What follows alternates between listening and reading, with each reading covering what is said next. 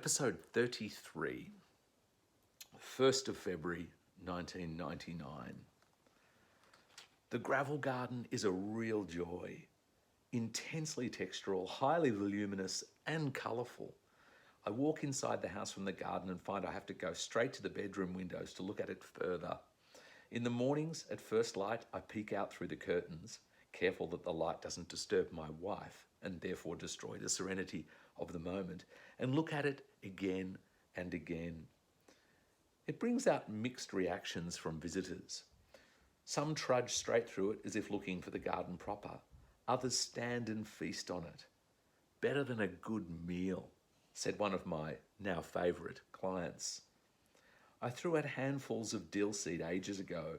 What was probably several million seeds has resulted in 40 or 50 plants, but they have held the whole thing together, adding a foamy softness and thus a unity that wouldn't have been there otherwise. The colour is also good, being a greeny yellow. Much of it is now going to seed, which is pure green, but it's still a good texture. The huge leaves of the red castor oil plant have been slow to make a show, and I rely heavily on them to keep the whole picture from becoming too fluffy and cottagey. They're just now beginning to look really bold amongst the dill. Ipomoea Heavenly Blue is quickly overtaking the trellis. The little plants were coming on okay when, in the gravel, a seedling appeared, growing at an incredible pace, running up the dill and castor oil plant as if to strangle them. From there, it made a lunge for the trellis and bolted to the top, growing inches a day. I didn't hope for classy flowers from anything so weedy, and was right to be suspicious. The first flower came out today, an Ipomoea to be sure, but that pathetic pale pink one which flowered first last year. Anyway, it's so much the life of the party out there that I can't rip it out. That will probably mean many bastard offspring next year. I'll worry about them then. The orange and lime border isn't quite what I pictured, but it is emphatically orange and lime. The orange is provided by 3 large clumps of Helenium Moorheim Beauty in full bloom now, along with a gorgeous marmalade dahlia named Meadow Lee. These are perfectly matched by a canna recently christened Judy Cuppage, named after a Sydney garden designer who spent many years looking for one of this exact shade, and having eventually found it, kept it in cultivation. The border is situated in such a way that it catches the low light both in the morning and the evening, so that it absolutely glows.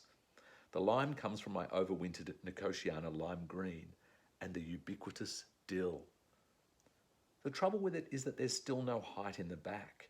The late sown Tithonias look like they will eventually do it, helped by the sunflowers I stuck in desperation. Just one more thing would make it perfect for my open day, and that would be the flowering of Hedychium coccineum tara. No sign of a spike yet on the plant that has definitely reduced in size since last year. I'll dig it up and give it a little protection this winter. There's something so magical after, in that case, about a year of preparation to see this all coming together. And so much of the joy of that is actually the lack of control. I often wonder how many artists with paint want to hang their own paintings on the wall. How much can you love your own piece of art? Most people are really overwhelmed by or discouraged by the failures that they see and the faults they see in their own artwork. And part of that is because everything they see was under their own control, and so the failures are theirs and the successes are theirs. When it comes to gardening, you can't really claim full credit for anything. You can't claim full credit for the successes, and you can't claim full credit for the failures either, because there's just so many contingencies that you just can't allow for. From the weather, from soil, from all sorts of things that can go wrong. So when something comes together, when something emerges that is more magical and beautiful than you expected, then there is just such a freedom to enjoy it unselfconsciously, because it's really not about you. It's about this amazing partnership with nature, working along with nature, and doing your best to minimize her challenges and harness her advantages to what would you say, to kind of facilitate and there's a better word than that, to curate this outcome.